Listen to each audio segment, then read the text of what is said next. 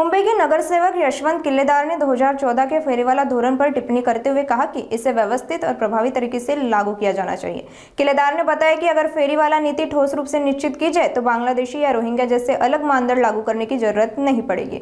मुळात विषय असा आहे की 2014ला जो सर्वे महानगरपालिकेने केला होता आणि फेरीवाला धोरण राबवण्याचं निश्चित केलं होतं, ते धोरण जे धूळ खात पडलंय ते धोरण पहिलं राबवणं गरजेचं आहे। त्या धोरणानुसार त्याच्यामध्ये डायरेक्टच कळेल ना कोण अधिकृत आहे आणि कोण अनधिकृत आहे। ज्याला अधिकृत आहे त्याला लायसन्स मिळतील, जो अनधिकृत आहे तो बाहेर फेकला जाईल। मग त्याच्यामध्ये बांगलादेशी जो आलेला आहे नंतर जसं सगळ्यांचं म्हणणं आहे बांगलादेशी आणि रोहिंग्या आलेले बऱ्याच मोठ्या प्रमाणात आलेत, ते ऑटोमॅटिकली बाहेर पडतील। तुम्ही आता कसं काय क्रायटेरिया लावणार की बांगलादेशींनाच फक्त उचलायचं आणि ह्याला नाही उचलायचं, कारण सगळेच अनधिकृत आहेत, सगळेच इल्लीगल आहेत ना।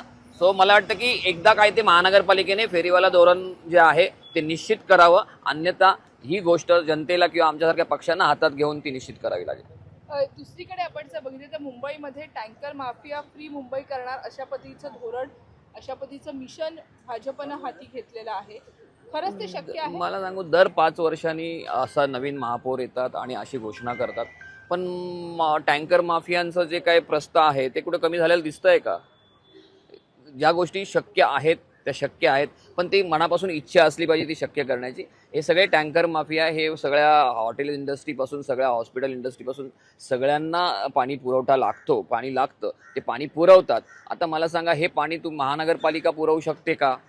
जर महानगरपालिका मुबलक प्रमाणात ह्या सगळ्या गोष्टी पुरवू शकली असती तर टँकरची आवश्यकता लागलीच नसती ना।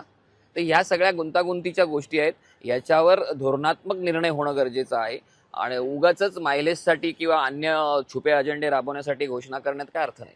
गटप्रमुखांची बैठक आज होणार आहे। या बैठकीमध्ये आणखीन एक मुद्दा चर्चेत आहे, तो म्हणजे ज्या वेळेला महापौरांनी पदभार घेतला त्यावेळेला आसन क्षमतेमध्ये अनेक अडचणी आल्या होत्या, पुरेशी आसन व्यवस्था नसल्यामुळे गोंधळ झाल्याचं पाहायला मिळालेलं।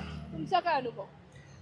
हा, ते खरं आहे, परंतु त्याचं कारण असं आहे की आसन व्यवस्था 227ची आसन व्यवस्था ही पूर्वीपासूनचीच आहे। यापूर्वी सभागृह 227 नगरसेवक बसलेले आहेत, 5 स्वीकृत नगरसेवक बसलेले आहेत, पण त्या दिवशी पहिल्या दिवशी जो महापौर आणि उपमहापौर निवडीच्या दिवशी जो गोंधळ झाला तो मला वाटतं की सदस्य व्यवस्थित त्यांना दिलेल्या जागेवर बसले नव्हते, कुठेही कोणी वेडवाकडं बसलं होतं, त्यामुळे काँग्रेसच्या सदस्यांना नंतर आलेल्या सदस्यांना बसायला जागा मिळाली नाही। तो सगळा गोंधळ आहे आणि तो प्रशासनाने निस्तरण्याच्या गोष्टी आहेत, प्रशासकीय भाग आहे।